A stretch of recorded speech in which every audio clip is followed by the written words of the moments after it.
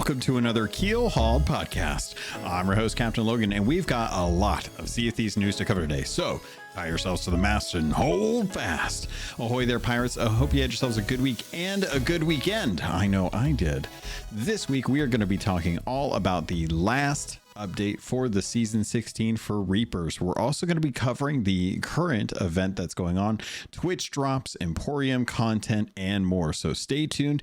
And with that, pirates, let's get into it. But before we get into any of that, I have to thank the patrons. They're the ones that are supporting this content. They are producing the show for me. They're the ones that are actually paying the bills. So if not for them, this would be much harder for me to do. And honestly, right now, I definitely appreciate that support. So as always, with every Patreon, if you head over to patreon.com/Keelhauled podcast, you can sign up to show your support. You can also join in at the right tier level to be able to jump into the Gold Hoarder episodes at the end of the month, as ours is actually coming up on this coming weekend. So the 26th is actually when we're going to be recording the next Gold Hoarder episode. So July 26th, patrons, if you're listening right now, just mark it on your calendar if you want to jump in to talk about season 16, how things are going, and where you would like to see things go with season 17. So with that, pirates, let's get into the call out. So thank you to A-Chick, L-Cute, Balls, Blue Turtle V1, Captain Chonky, Captain Longsharts, Chateau Neuf, Super Pack, Zombie Killer, Cosmic Johnson, Static Mirror, Davram TV, El Jefe Esteban, Godhammer 6, Carl Embo of Embo Family Gaming, who recently just got showcased over on the Sea of Thieves website, which was really cool. Kylea the Aficionado, Nightstar 1980, Elvin Vampire, Ramir. Oh, I feel like I'm gonna botch this every time. Elvin Ramir. I think I got it. Let me know. Evil Morpheus, Space Admiral Ors, Xbox Mike 29, who recently went snorkeling, Norwegian, Rabid Raccoon, Registella the Brony Pirate, Ribloid, Rustbelt Kid, Shoe Daddy 13, Tales of the Sea, The Demon Jester, Tommy D, TN Professor, Wailing Witch, Big Bad Pad, Mina Fairy, Hager Owl, Jeff H, Captain Duckweed, Evil Martha, Peter Miller, Rooskidoo, Thor Von Blitz, Luke Lore the Insipid Ghost, and Zam Wow. Thank you all so much for your love, for your support. It really does help me out more than I can express in any episode. But thank you so much for what you do, because it means the world to me that you do it, and it helps take care of so much. So with that, pirates, let's get into it.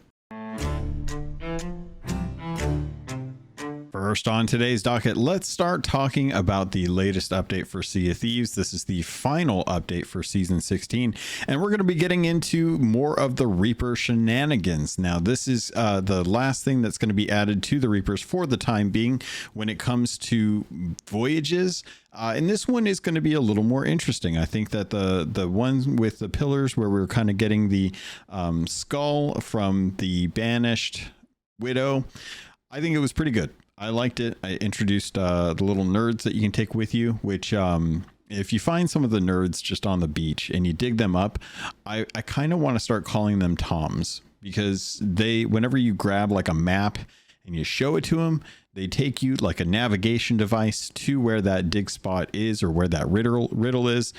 And it kind of reminds me of the old TomToms. If you don't know what a TomTom is, it was just a brand for one of those GPS devices that we had for cars back before it was just built in to our phones, and then subsequently built into the cars. So for me, a TomTom or Tommies just kind of makes sense. Like, start calling little nerds Tommies. But that's kind of my train of thought there. But to get more back to the point here, having those introduced with the latest voyage was pretty cool. I did actually like those. I thought they did a good job with the voyage design itself.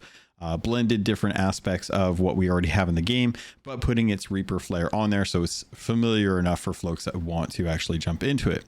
Now we are doing something similar to some other stuff that we've done in the past, but this time we're going to be going out and looking for a Reaper Parrot and a lantern. We're then going to be using this lantern as kind of well, like a warding stick, or not a warding stick. I'm trying to think of the thing that they use to like find water, divining rod. I can't remember what they call it.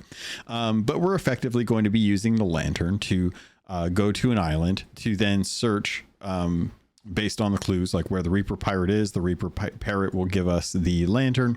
The lantern will begin to pulse and you'll hear a heartbeat, and you'll eventually find your way to one of the followers of the flame. The followers of the flame will then be dug up, and you'll be able to, they'll dig up a piece of treasure, and then they'll just kind of follow you around as part of the Order of Bone and Blade. As you go along, you'll eventually dig up 3 of these guys when, because, you know, video games, it's always in 3s.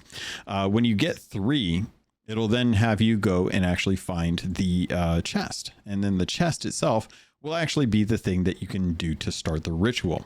Once you've completed the ritual, all 3 of the little Tommies that are with you, or Tom-Toms, will kind of go into the actual chest and thus seal it. What's really cool now is that you've actually got a little mini Reaper chest with the functionality of a Reaper chest, but not with like the full power of like a Reaper chest, right? Because those were created by someone much more powerful than we were when it comes to like magic. So having a mini version of this will be kind of nice. Now, there are some things obviously with this that you need to be aware of. You are going to be marked on the map with a Reaper's mark when you start this voyage, whether it's in the Roar or whether it's in the regular 3Cs. This is going to cause that prompt to hit, so just be heads up on that one. But then you've got the sake of having the chest itself. While it doesn't have the actual beacon in the sky, it does have a new marker on the map, which means that if anyone's going around looking for folks and you don't happen to be a Reaper and you don't happen to have an active Reaper voyage, but you still have one of those chest of bones on your ship, those are still going to be visible to players. And for a while, people will not know what that is, and they will not be sure. I think today we mistakenly called one a champion, but then realized that the ship was only a level 3 Reaper, and that you can't get level 3 Reaper if you're already a champion. You'd be 5 effectively. So be advised that while this is something that is less flashy, I guess would be a good way to describe it. It's less flashy than the other ones when it comes to announcing your presence or being conspicuous on a map. You will still have something kind of indicating what's going on. So it's definitely the lesser of like obvious signs that there's a Reaper working on something, which, given the weird air that they have with the fog around the island on the seas right now, when you're like looking for someone who's kind of working on one of those original pillar voyages, I like that they're at least, trying to keep in mind, like, some people are not always going to want to be marked on the map, and some people are going to want to get this stuff done with as little like fighting as possible. Kind of goes against Reapers in my opinion, but that is the reality of Sea of Thieves. There's going to be people who are going to be like, I don't have anything. Why are you sinking me? You have a flag. That's enough. You have subs. That's enough. So with this, I think they are doing a good job with this voyage. I like the kind of tall tale aspects that they're bringing into it. It's been a while since, we feel like we've really had like a good kind of build up of voyages for like a normal faction. I wouldn't really call Hunter's Call like a normal faction. Like, their version of voyages is go fish or go hunting bigger fish, effectively. So having something that's kind of like, hey, go do stuff on an island, akin to what we've done in the past with adventures or just with like the Veil. There is some parity there.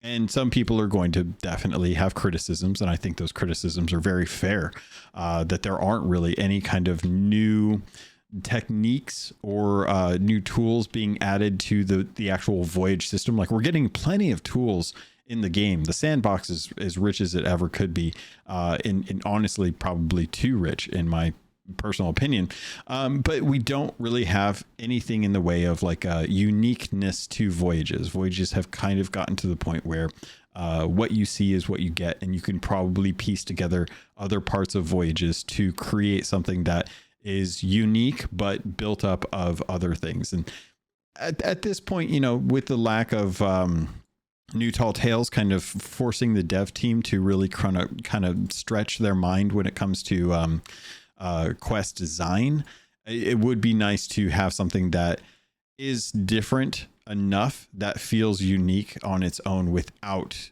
you know, being a Frankenstein of other voyages and stuff. So definitely am appreciative that we have something that's new for Reapers, but as far as I'm concerned, this is what would Davram call it? It's like reheated leftovers, I think, is what he would typically call these.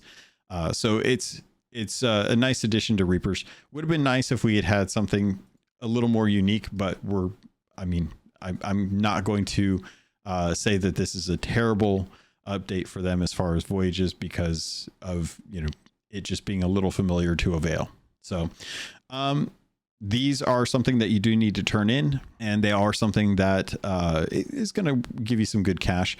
So there will be people out there right now working on these. So if you are looking to try and get some Reaper stuff from folks, this is a good way to do it, because they might actually be doing the other voyage, which requires you to have the skeleton curse and steal them from them, which has also changed, believe it or not.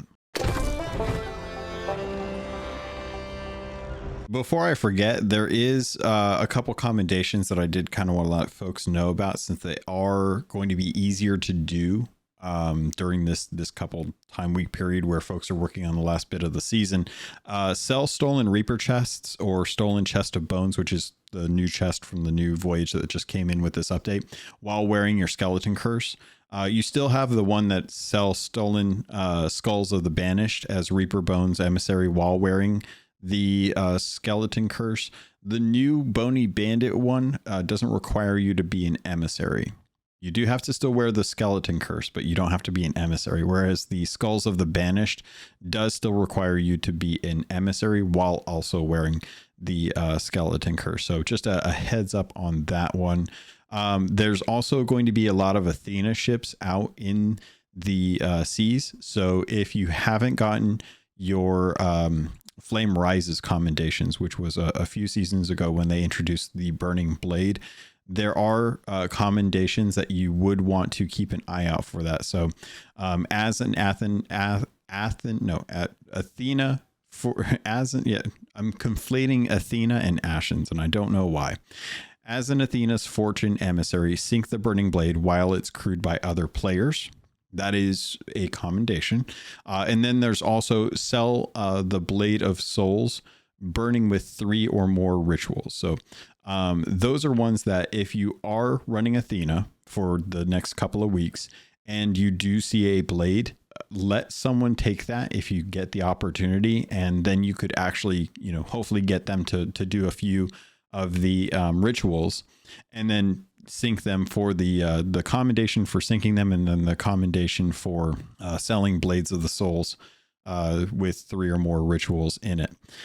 Subsequently, there's also some of the other things that you can do. So as the Burning Blade crew wearing the skeleton curse, you can defeat Athena player for Athena Fortune emissary players. And then I believe there is one more that I was thinking of that I can't remember what it was, that had to do with I think it was the Obsidian Ashen Winds. You have to set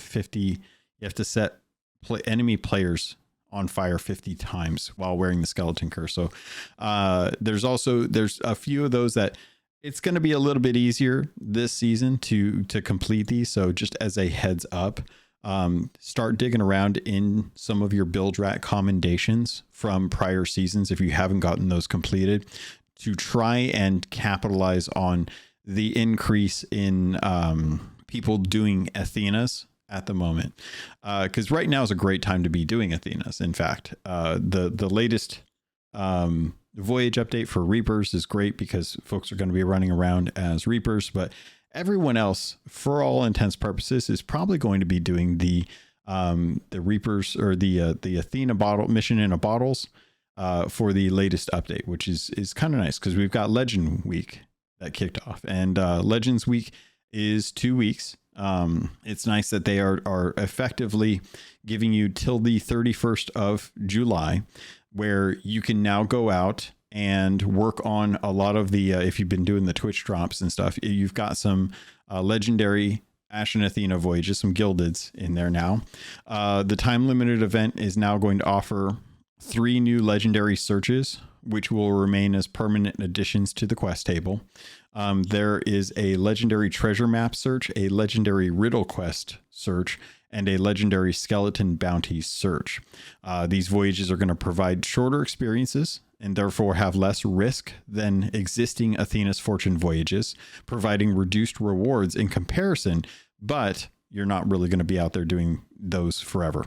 The Athena's Fortune letters of recommendation can now be purchased from Larina, providing a boost to reputation each month. These will remain a permanent addition after this event, which it's wild to think that that's a thing that is now in the game, but because there's like 500 levels for Athena, makes sense that you're going to bring it all into parity. So Athena is now kind of in line with the original trade companies, which used to be the way that people tried to shortcut to get to Pirate Legend sometimes.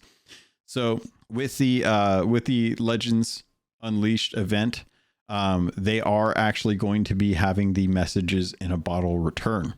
Nice to have that kind of like kick off. So there are going to be messages in a bottle on islands. There's also, I believe, I might want to double check on this, but there should actually be Ashen ones as well, as Ashen mega stashes are also making a return. So this was something that had kind of come in a while back as just a regular event to kind of mix things up with the different fortresses. The Ashen event is back, so you can do any fort, and there is a chance that you will get one of the Ashen mega stashes, which is going to have 15 Ashen Pirate Legend chests in there, Athena chests, which is awesome. So as you're kind of going around doing things, keep an eye out in the world event for those. You're also going to be able to claim the double rep and double gold for those, so it's going to be really lucrative during this time, which is really nice. It's also going to count for seasonal renown as well as the doubloons. And they've actually got quite a bit of different things that you can actually do for this. Like there's daily goals that you can actually check out. So there's things will pop up each day and unlock. And I think there's 4 or 5 of them right now. There's a few more that are going to unlock in like the next kind of hours, and then subsequently the next few days. But it's kind of nice because right now, if you do 3 of the legendary messages in a bottle, you'll get a nice little trinket, which will have like a little Athena ship on top of a bunch of other little ships that you can put in your captain's boat. Yeah. Then you've got some of the other daily stuff. So it's kind of like hand in an Ashen chest of legends to achieve a goal. You'll get renown. You'll also get 10,000 gold. There's another one for unlocking a Fort of Fortune vault to achieve that one, which will not only give you the renown, but it'll also give you 25 doubloons. And then it alternates from 10,000 gold to 25 doubloons.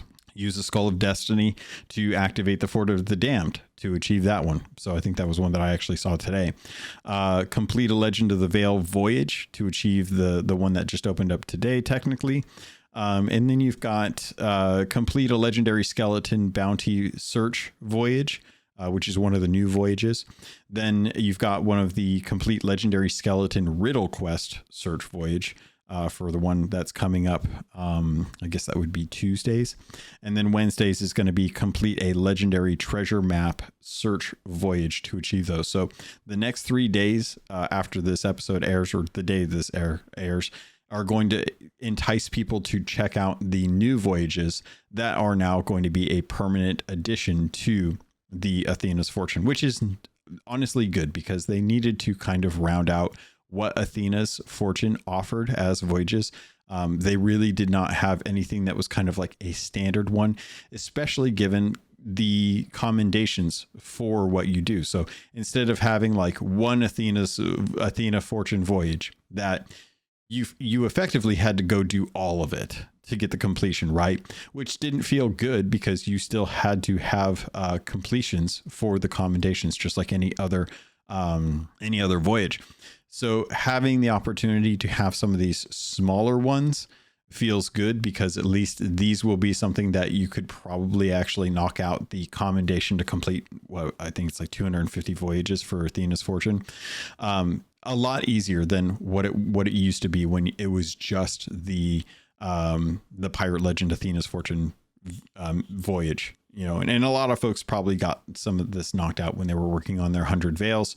I have yet to finish that up, so Veil missions are still kind of something that I need to continue working on. But I'm glad that they've got something like this going on. I think they've done a nice job to kind of round out not only Reapers in their own way, maybe could have been a little more unique, but also bring some fleshed out voyages to Athena's Fortune during this update as well too. So nice to kind of shore up some of those sides, especially given that Hunter's Call and the original 3 trading factions have already been worked on having Reaper's Bones, and then subsequently Athena's kind of rounded out is a nice addition to the game. They didn't have to do that. They could have totally taken another season and focused just on fleshing out Athena's Fortune.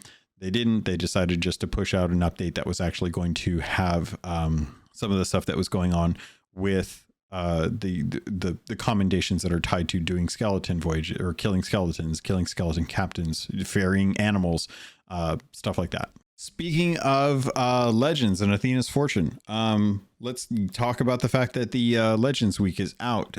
There's 2 weeks. The first week is almost over. Obviously, this is the one where it is completely focused on Athena's Fortune, giving you like double gold, reputation, seasonal renown, and doubloons for any time that you turn in stuff for Athena's with an emissary. That's all kind of like familiar. We've seen this before. It's a very focused kind of double golden glory, which I've been saying is something that they've desperately wanted to keep on rotation for a while. So it's nice to see that. The second week is actually going to be for the Reaper's Bones, where they will actually be in response to the Athena's Fortune. They're going to have their own daily unlocks for different goals that will award you probably golden doubloons as per. And there's also going to be an offering for double gold and reputation for Athena's Fortune loot when you turn it in at Reaper's Hideout. And they're also going to offer 10 times the usual payout for Athena's Fortune emissary flags handed in. I kind of take umbrance with the 10 times the Athena's Fortune emissary flags handed in. When you do this, you heavily skew the balance of who's going to be sailing as Athena's Fortune emissary flags. People are going to be out there as Reapers, which means that anyone that wanted to get stuff done as Athena probably got it done this week, which means next week probably going to be a whole heckin' lot of Reaper's Bones sailing around. You're probably not going to find too many Athena Fortune guys. So maybe some of the folks that didn't get their trinkets yet going out looking for the messages, Athena messages in a bottle. But I would fully anticipate a lot of people going to be sailing Reaper's Bones next week. So kind of interesting to see that. Don't know if that's going to carry over into the Hourglass or not. Next on today's docket, let's talk about the Ashen Roar. There has been some changes to that, not just the voyages for the Reaper's Bones now expanding into the Devil's Roar, including the Ashen Search for Ancient Secrets voyage, which is the Pillars one. But there's also going to be higher value loot rewards for that as well too, which is kind of nice to see.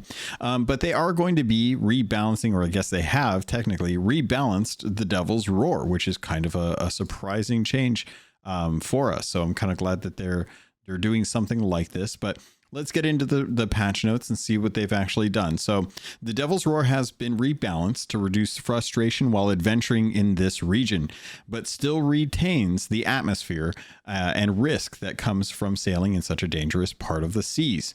Geysers, not geezers, that appear on islands should no longer directly target players. And the number of them that surface is now scaled to the size of the crew that's exploring the island. Right off the bat, fantastic change. I really like the fact that they are reducing like how many geysers can, because you could kind of tell like when you were doing anything, if you wanted to, well, I guess this was kind of good and kind of bad. You always knew where geysers were going to appear because they were always going to appear under you, which meant if you were working on an Order of Souls, this was great because you could actually tell like where you were going to get hit with these. The bad thing is that, well, they were always on you. And if the geysers were erupting, whether the volcano was going or not, you generally knew that you were going to have to wait it out because you couldn't dig anything up. And your best bet was to just go sit on a rock for a while. Not great gameplay experience. So I like that these are more randomized, that they're not going to be targeting players, because in my mind, that was never something that was fun. Yes, it made things dangerous, but part of the interest of Sea of Thieves and going around and doing stuff is actually to have fun. And if you're not doing that, it's kind of like, what are we doing here? So I'm glad that that's a good change. I think that's a very good balance to bring to the game. And if you're going to do anything, I'd rather they mess with that than like the actual volcanoes. But they didn't actually just mess with the geysers. They actually did mess around with the volcanoes as well. So volcanoes are now going to signal, like give off a warning that their eruption is going to happen for a much longer period of time, which is fantastic because generally if a volcano was going to erupt, you would get the quakes, and that would be kind of like your first like, hey, by the way. Then you would actually have to be like, okay, is it going to erupt or is it not going to erupt? And then it would erupt and you'd be like, crud, I have to get to my ship super fast. Now that you've got a little more leeway on this, I appreciate the fact that you're going to be able to hopefully get back to your ship, get it in a good position, and then get the heck out of there. So that will remain to be seen. I haven't gotten a chance to go out to the actual roar to test this out, but I'm glad that they're giving you a little bit more warning before it actually erupts.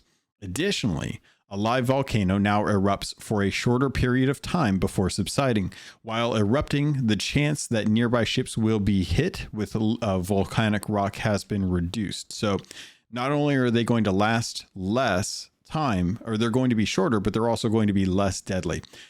I really appreciate this. I think that some of the times that people have had experiences in the roar that they've enjoyed have been typically during events when they've actually turned off the roar, even if it's just for a shorter amount of time. I think the last time I clocked a volcano that I was genuinely just like waiting for it to be done, it was somewhere in the neighborhood of 5 minutes. And I'm like, 5 minutes of just sitting there doing absolutely nothing on your ship, with maybe the exception of organizing loot, organizing supplies, fishing if you still need it. There really isn't a whole heck of a lot to do. And on PC, that's fine. I'll just tab right over. I'll open up a video and start watching something.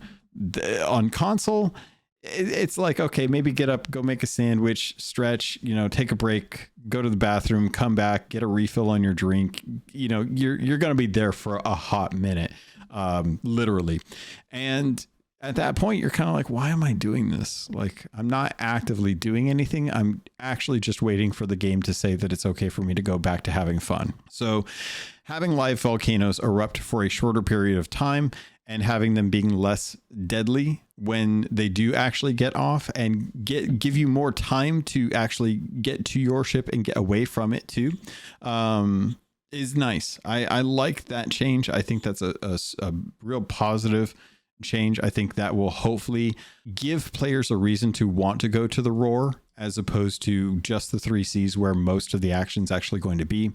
It is going to be very, very clear in the future that Rare needs to hurry up and introduce whatever it is that they're going to, wherever they're going to put a Reaper turn in out in the Roar to let players like be able to do Reaper stuff out there without having to haul it all the way to the Reaper's hideout.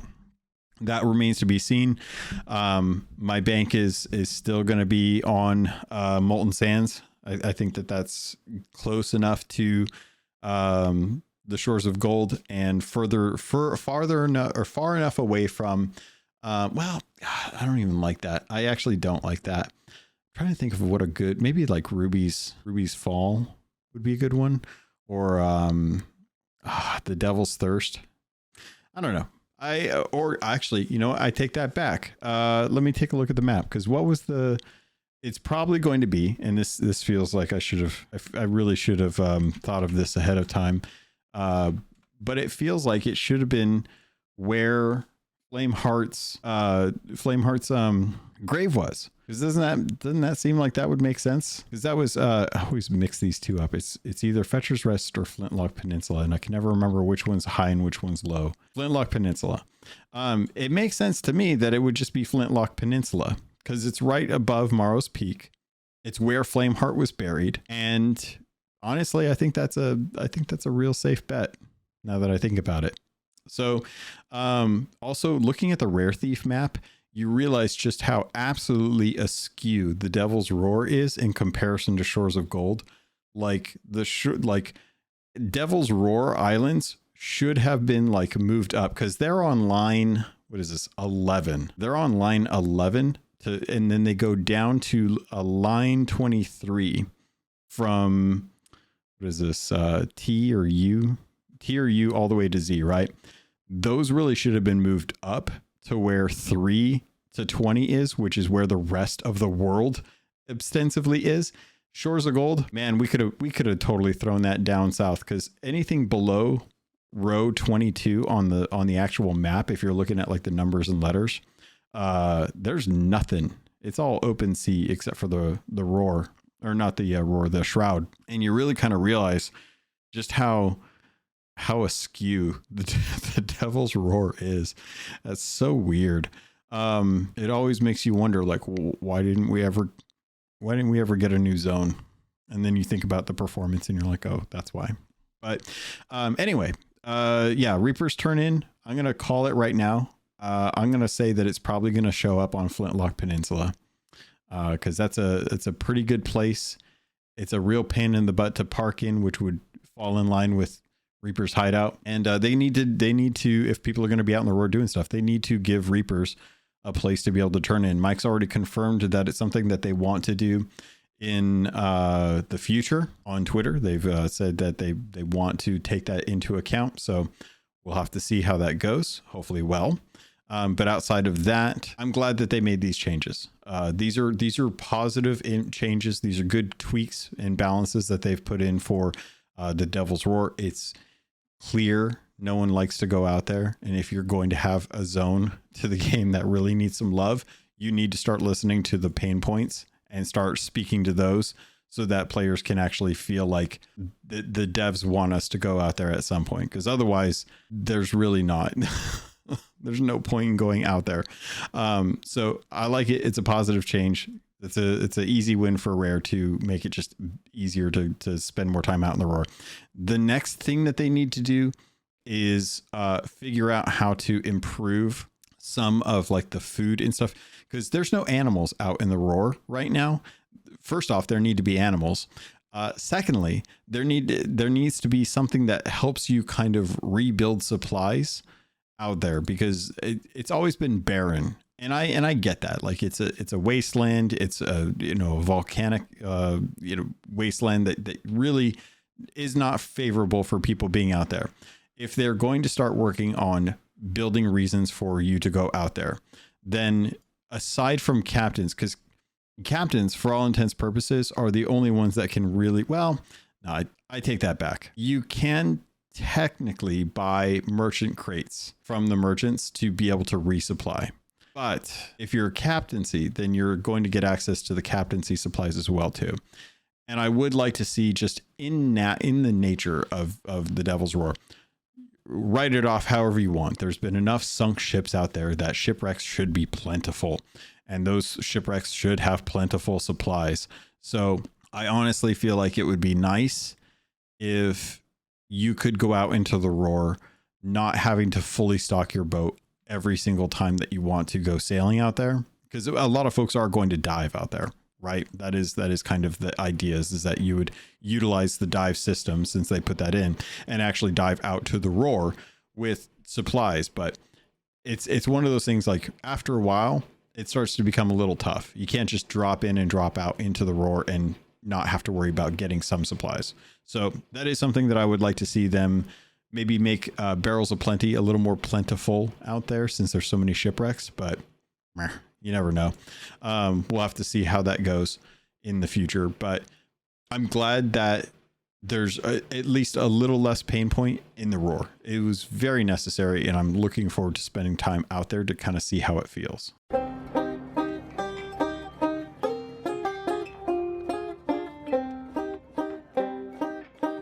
Speaking of dangers out in the Roar, or just in general, actually, I'll be 100% honest. I don't know if I've ever had the Kraken appear in the Roar that I can remember.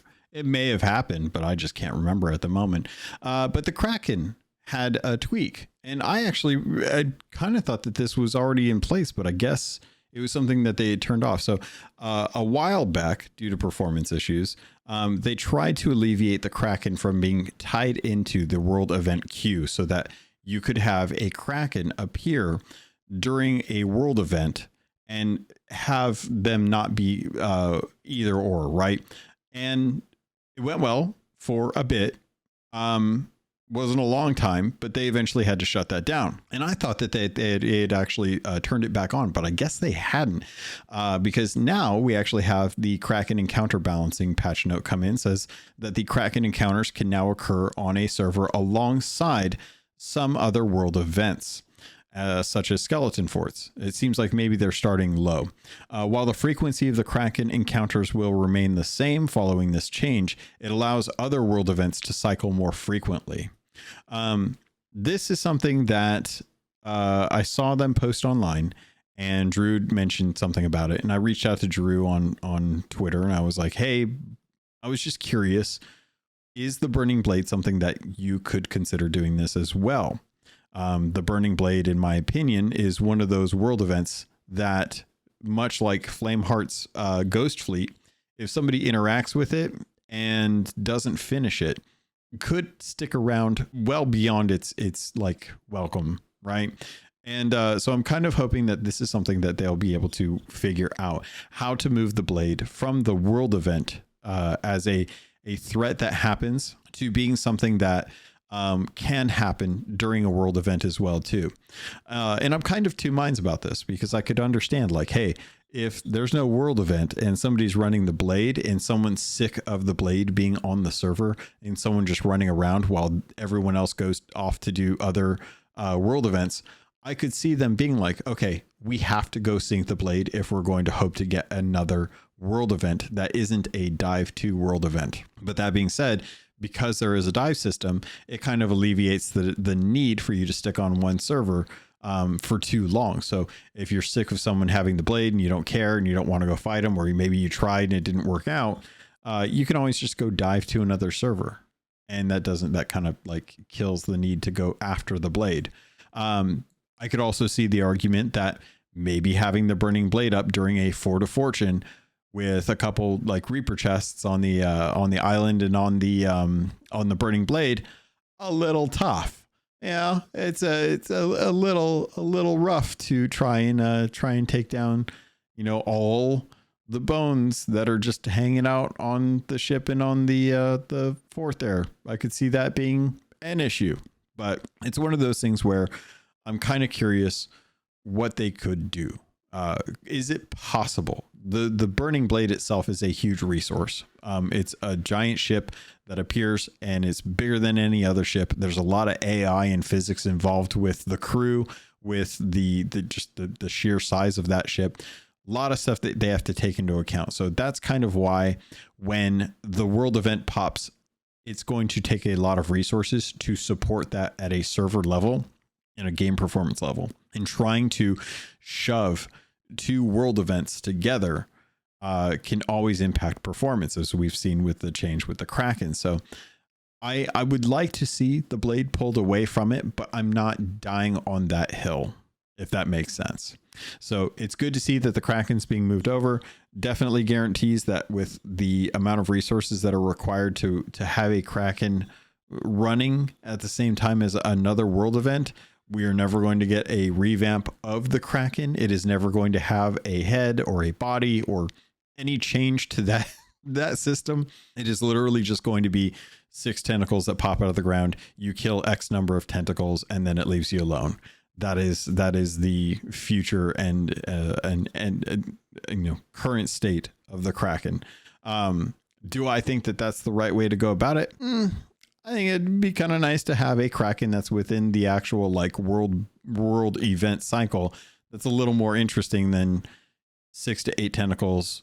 Number of tentacles have to be killed and you get a little bit of loot from them. But that's my hopeful dreams, my big old dreams out there. And I'm not the one coding the game. So, I only have a small percentage of opinion that's going to impact or matter in this case. But I would like the Kraken to be revamped and actually have like a really cool kind of thing going on. So I don't know. We'll have to see how that plays out. Some of the other stuff that's going on deals with the performance and improvements. They said that this update is actually including system level optimization for CPU performance across the board to help reduce the frequency of frame rate drops and provide a smoother frame rate during gameplay.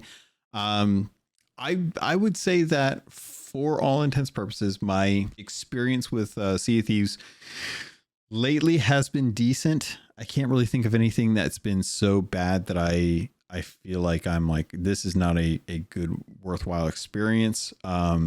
There's obviously still some issues, but overall, I would say that I feel like it's been more stable, except for whenever the server does say like unstable connection, then it's definitely like, okay, there's something weird going on, which definitely happened tonight. At one point, I think I was on a server and it felt like everything was about to just absolutely kick the can. And then the unstable connection popped up and I was like, oh, so it is actually about to kick the can.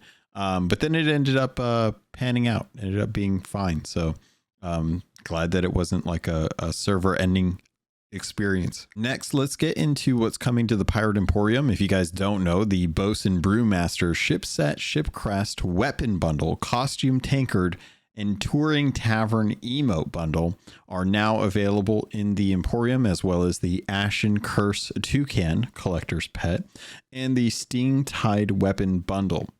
You'll also be able to go in there and pick up your free emote for the season, for this update, which I think is is it the See No Evil or Speak No Evil? Actually, we go take a look because I am trying to remember. I think I did claim it.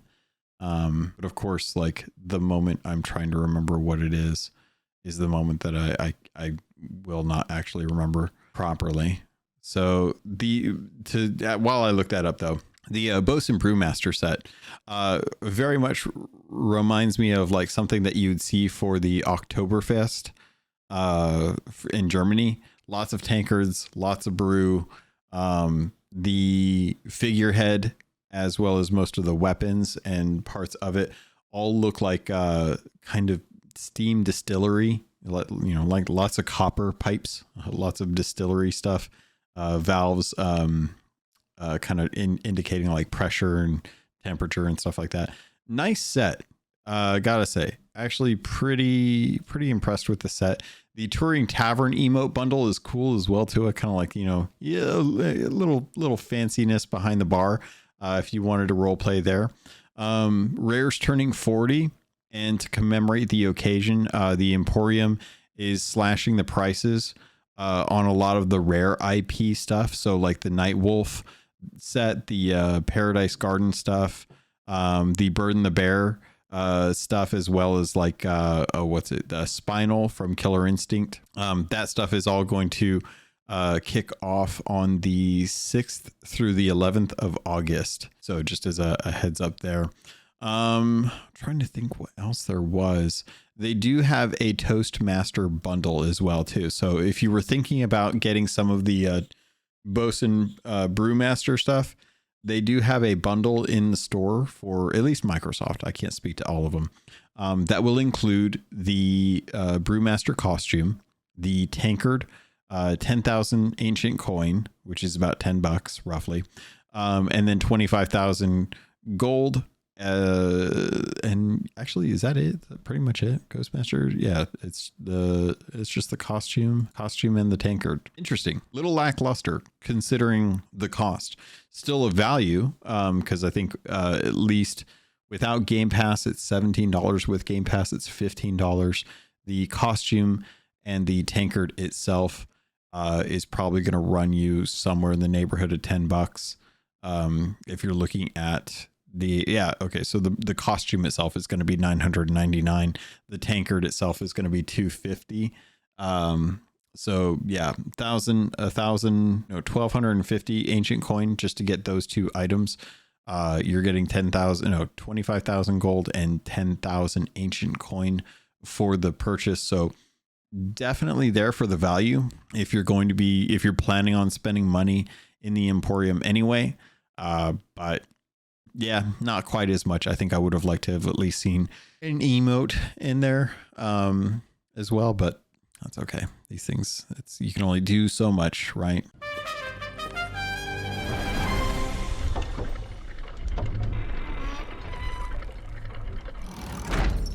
Getting into the rest of the patch notes, though, I do want to talk about what's actually going on with the gameplay aspect of it. So there's some fixed issues that came in. So wanted to dive through some of those. So storage crates that are found through skeleton orders, like the PvP crates, those can now be sold at Merchant Alliance as intended. So nice to hear about that. Players storing a throwing knife while charging a stab attack will find the stab is now canceled. Treasure harpoon from the water can now be consistently picked up from the deck. Improvements have been made to the Ashen Executive's Lost Shipment Voyage, addressing issues where the location of the shipwreck, captain's key, and manifest were appearing inconsistently during the voyage, halting progress. The grapple gun can no longer be used to drag the key or chest of the Siren's song into the Reaper's hideout, which I kind of appreciate that actually. Restoring a ship at a shipwright should no longer cause the ship's wheel to spin rapidly. There was a point where you just couldn't even repair your ship and have it work. So good news there. Players attempting to grab onto a ladder while using a spyglass should no longer find the vignette effect lingering. Players are now prevented from selling a hunting spear while attempting to throw it. Attempting to throw a hunting spear while crouching should no longer cause controller vibration effect to persist. Attempting to grapple the key or chest of the Siren song while standing inside an outpost tavern no longer causes the grapple gun to become stuck while firing. And then the Revenge of the Morning Star items dropped on Grey Marrow's altar during this tall tale will no longer vanish unexpectedly. There's been some changes to the Search for the Ancient Secrets voyage. Ancient phantoms no longer flicker into view when moving through other enemies. Order of Bone and Blade skeletons should now move correctly when digging out the ancient pillars. Players should consistently be provided with the skull of the banished when retrieving it from the sarcophagus. The fog effects visible on this voyage now appear correctly from other crews' perspectives at a distance, which means that you will no longer be able to immediately know that someone's doing it because you can see the fog from a long distance. Cannons of Rage. A player loaded into a Cannon of Rage will now be removed if it is retracted by another player. Players will now be prevented from climbing into a Cannon of Rage while it is being deployed. A retracted Cannon of Rage will no longer block cannonballs damage when fired upon, which is nice because I saw people stacking those things on stuff to soak up shots. Cannons of Rage now consistently display the fuse after being buried and dug up. The overheating effect on Cannons of Rage now transitions more smoothly between stages. A damaged Cannon of Rage will now visibly swell while overheating, even after being retracted. So good news on just the design around those. Reaper chests unsealed. Skeletons released from the Reaper's chests at an outpost now move consistently to keep up with their crews. Appreciate that. Skeletons emerging from Reaper chests will now consistently show their nameplates, so people can't just mimic them. Reaper chests now emit a bone rattling sound when sealed. Okay. Leaving the area of an unsealed Reaper's chest and no longer returning causes the lid to reappear. Interesting. The red glow inside the Reaper, or the enhanced Reaper's chests, now display properly when other players are holding it. And the order of Bone and Blade skeletons released at the Reaper's hideout will now be able to descend into the lower areas if the chest is taken down on the lift. Interesting that people would want to do that. There were some changes to skeleton mercenaries, or Tommies. Order and Bone and Blade skeleton mercenaries now thank players when revived from their bone piles, which is just a cute addition. Tommies engaging in combat should no longer drop into areas they cannot reach themselves. Tommies now appear closer to their bone piles when revived. Skeletons now appear to move correctly after dropping an item. Long grass should no longer cover bone piles hiding Tommies.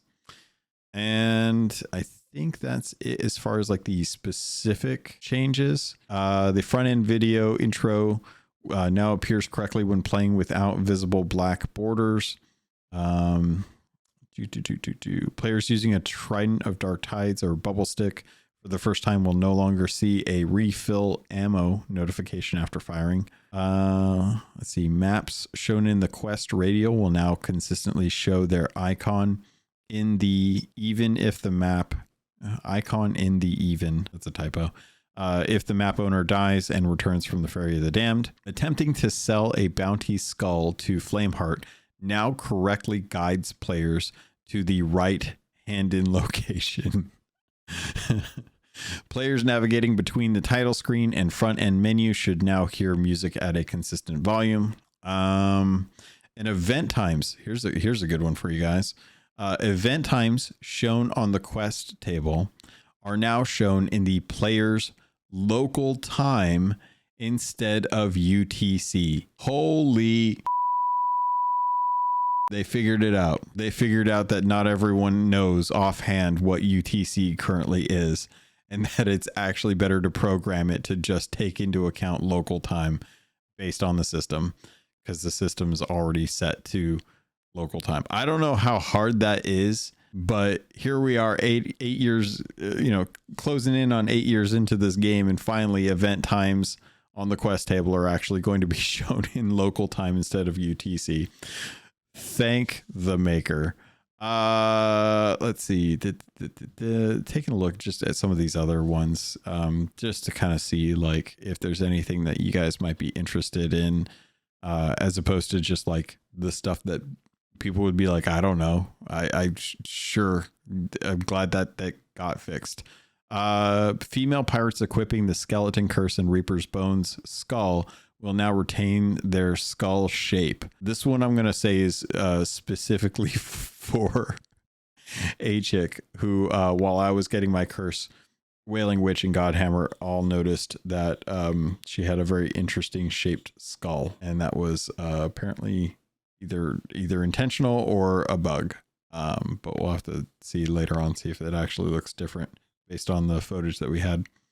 I think that is pretty much it. Performing a stab with a throwing knife should now consistently show the knife at the correct orientation. Otherwise, you're just hitting them with the hilt or the side of the blade, and that's not nearly as stabby as you would want it to be. But that's it for the show notes, or not the show notes. That's it for the patch notes.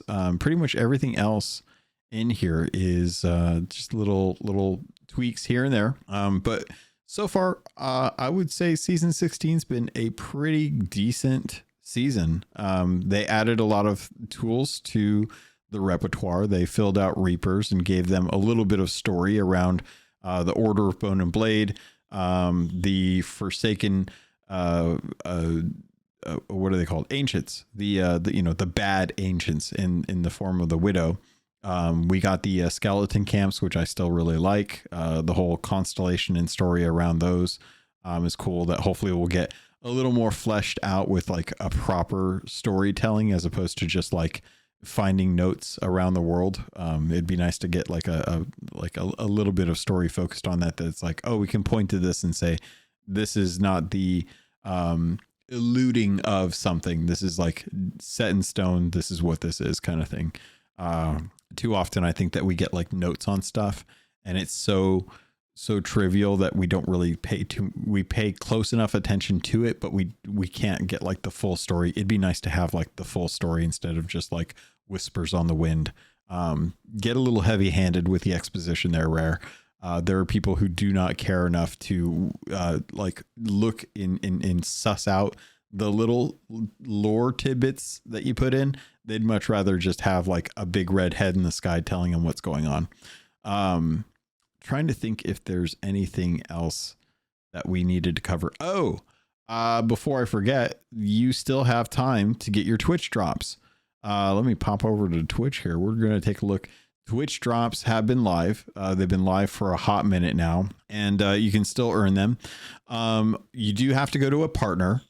It will end on Friday the 25th at 3 a.m. for me at least. It's probably going to be 8 a.m. For East Coast, and then gosh, what is that? 8 to 9, 9 to 10, 10 to 11 a.m. UTC. You get 1 level of renown, which is worthless to me right now. 75k gold, which I'll totally take. A raid on a dark fortress, which is kind of cool. A voyage of luck. There's the amethyst mercenary jacket, which is the new purple sea dog or black sea dog set. You got the lionfish eye of reach. You've got the rising morning star trousers, which are the white ones, and a shuffle dance emote. So lots to get. 6 hours is the requirement here. Not terrible in the slightest. So definitely make sure that you guys are out there, that you're getting your drops done so that you can actually, like have the voyage of luck, have the new voyage, or not the new voyage, but the raid on a dark fortress knocked out, and make sure you get your amethyst mercenary jacket. So again, that's going till the 25th. So 25th of July, end of this week, as we're going into the new work week here.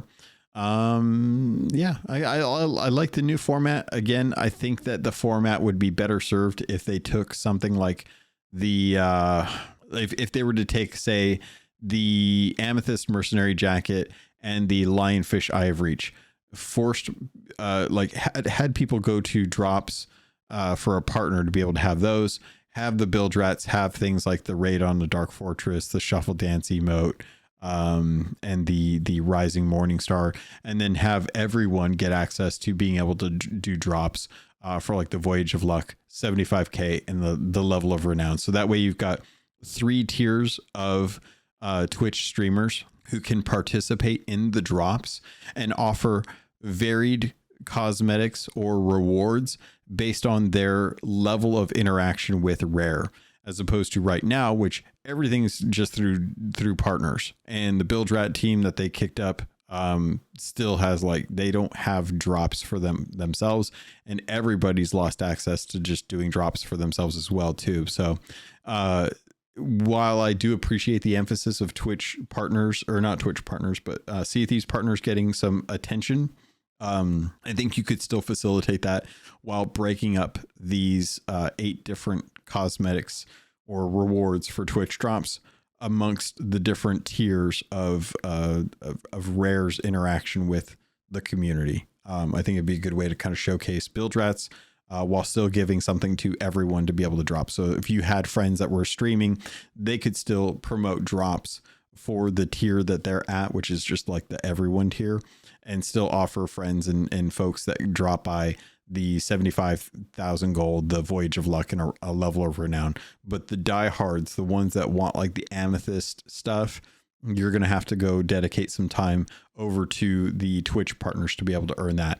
I don't know how that would necessarily work with Twitch, but I do think that something like that would definitely be catering better to the community that's dedicated to streaming, regardless of like if they're able to get into the Bilge Rat program, or they're a partner, or they just like to stream for their friends, or they're just getting started and want to be able to participate in the Sea of Thieves drops as well too. But that's my soapbox pitch for how Twitch drops is currently represented versus how I think it could be represented in a way that's more inclusive, I think, which, I mean, you know, like having that inclusion for folks. So outside of that, covered Twitch drops, covered the event, covered the patch notes. I'm trying to think if there's anything. Oh, there is something that I did want to talk about, because we can talk about it now. And if you're not sure what I'm talking about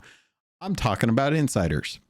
Insiders is live, and I have not jumped into it much, but the NDA is off, which means that as far as the podcast goes, we're going to be talking about insider stuff now. So if you don't want to know about insider stuff, and I do want to have some feedback on this from the community, because you guys do want to know, I will see if there's an update, that if there's something that we want to talk about and you haven't been on social media and you haven't been spoiled by it, then I will try to see if I can keep insider stuff towards the end of the podcast. So that way you can, you know, if you don't want the spoilers, you can say goodbye. We can have a good little conversation about insiders after. And then that way folks that want to stay free of spoilers don't have to worry about that. But if you're on social media, chances are you've probably already seen this. So I'm going to consider this the spoiler warning. If you don't want to find out about what's going on in Insiders, now would be a good time to say goodbye for this week. We will be back next week with another episode. I don't know why I'm including we when I'm a single person that does this, but we will. I'll be back next week with another episode to talk about whatever's going on with Sea of Thieves then. And honestly, by now, definitely bow out, take a good rest of your week. I hope you have a good week. For those of you that are sticking around to talk about season 17, let's get into it.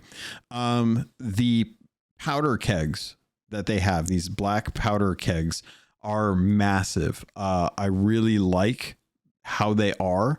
And I really like how much damage they deal. I think they're going to be tremendous when it comes to getting galleons murdered. And I think that's exactly what we need, is like a really good, potentially dangerous thing to throw into galleons to be able to get them sunk faster, especially if you're willing to be sneaky about it. But there is the new competitive voyage experience that's coming for season 17. And this is something that they're currently testing on Insiders. So if you want to get a chance to do this, now's a good time to jump in. The Smugglers League have been employed to break into Royal Crest Fortress and steal a high value painting from the walls of Flameheart's private collection. Pirates with an eye for an overpriced are enticed to join the heist, where the Guardian skeletons await to slice and dice. breach the reinforced sea fort, rummage through the rooms, fending off other crews and skellies, all in the mad blitz to find the prize and make it back to one of the smuggler's representatives hidden across the seas. This experience will become available from the second month of season 17, and while the current plan is for the experience to run for the entirety of that month, we're aiming to make this a return in the future. So I appreciate that. While we're still fine tuning the experience, we're excited for you all to get your hands on this version. So I'm not going to go so much into the details of how to do it. I will leave a link in the to the forum post in there, so if you want to go check that out.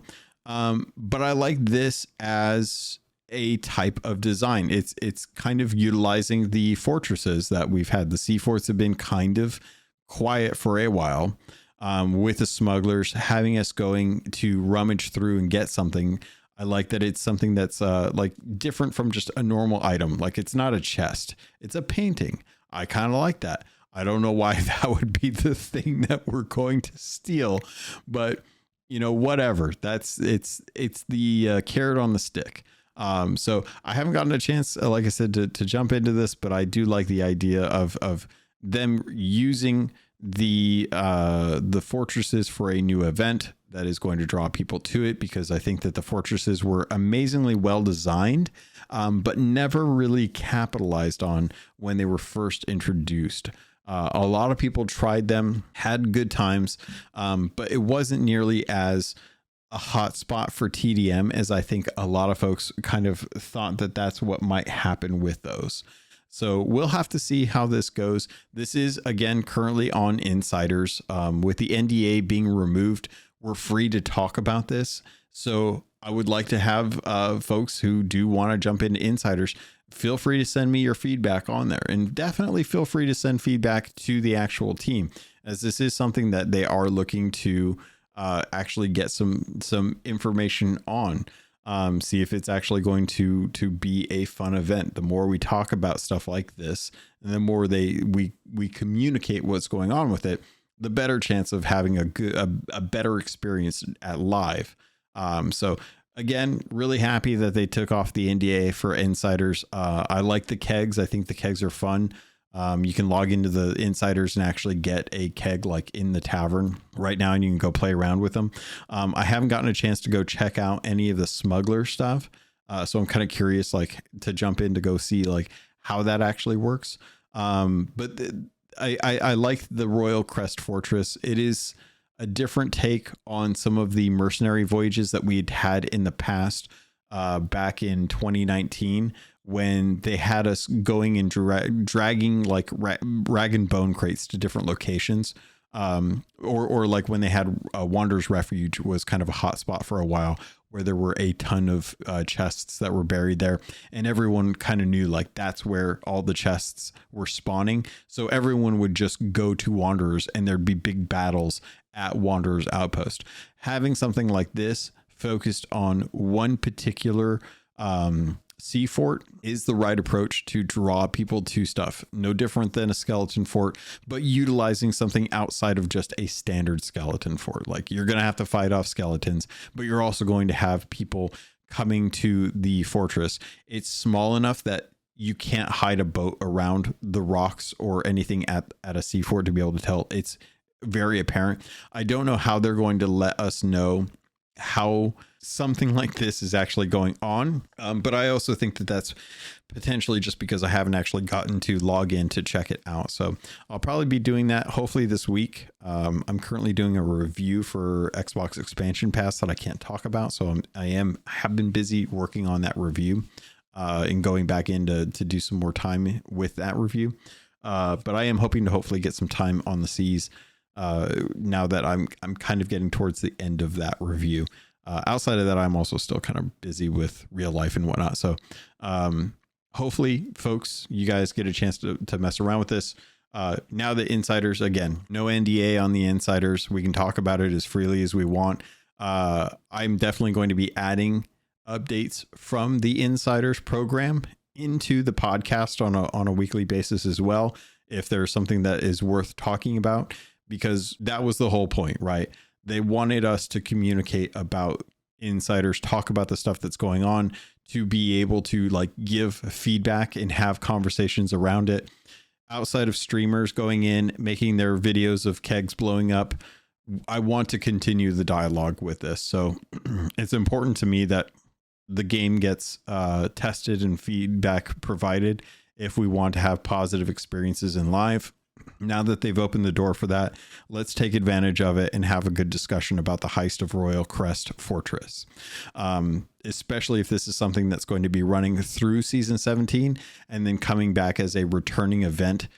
I appreciate when they do stuff like this, because it worked really well with the Ashen mega stashes for the forts. Having something like this with Royal Crest Fortress, maybe even changing it up to different fortresses, would be a good way to have fun with this. So looking forward to this, looking forward to jumping into insiders and giving it a good round, seeing if there's seeing how spicy it is, you know, that way you kind of get an idea, like, is this going to be something that people think are really spicy, or do they need to up the loot to draw people in further than just a high value painting? And also figuring out how high value this painting actually is too. If this painting is high value and that high value is $100,000, chances are probably people are probably going to go check it out, you know? So we'll have to see. Again, I'm going to get some time in on insiders, hopefully this week, to be able to test that out. I would like to have better clarification on how the renown is actually, or not the renown, but the system is set up right now for you to be able to earn, how to actually like get your stuff in there. I looked at how you earn your rewards, and I'm trying to see, like, they've basically said that the insider update for 3.422 or 3.4.2.2 is now available. I'm trying to find out how the heck you actually earn credit for the rewards, because the last time that was updated was 5 months ago, which was, you know, it's I don't know. They've switched it over to reputation earned in game, and I would like to understand, like, if it could just be renown, if they can change it from hour to reputation, can it be from reputation to renown? Because I think that's a really good way to kind of like go about it. But anyway, that's it for that. All right, pirates, that's going to do it for this episode. If you stuck around to this point in the episode, I appreciate it. And I do, hopefully you weren't spoiled and didn't want to be spoiled, but I wanted to cover the insider stuff, as that is now out of NDA. I can't say it enough, because if I don't, I feel like somebody's going to come back and be like, you can't talk about this, it's under NDA. Not anymore. So hopefully you're not that person. If you are, just leave a little fire emoji in the YouTube version. I'll see that and know. But outside of that, pirates, that's going to do it for this episode. Thank you so much to everyone that jumped in and played with me this week or reached out. I do always appreciate it, even though I'm super busy. It's nice to have folks want to jump in. Outside of that, pirates, if you want to get a hold of me, there's plenty of ways to do so. Head over to patreon.com/Keelhauled Podcast if you want to support. The email and the links to my socials are all in the show notes. If you're wanting to reach out, it's very easy. Just send me a message. I usually respond to messages more than anything, just because it's easier to get to those at a different point, as opposed to am I chatting with someone currently in a Discord channel or something like that. So with that, pirates, that's going to do it. So thank you. I love you, and I look forward to sailing with you on the Sea of Thieves.